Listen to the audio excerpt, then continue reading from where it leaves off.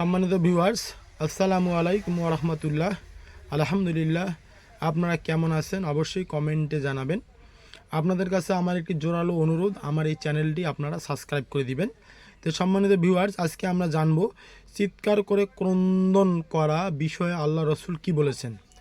চিৎকার করে কান্না করা বিষয়ে আল্লাহ রসুল কি বলেছেন।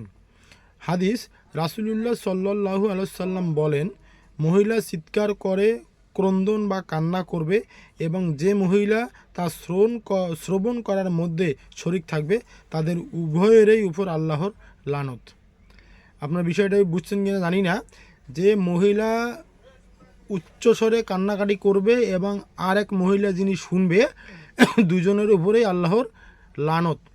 তাই আমরা চেষ্টা করব ক্রন্দন করে বা উচ্চস্বরে কান্নাকাটি করব না। আসসালামু আলাইকুম ওয়া রাহমাতুল্লাহ।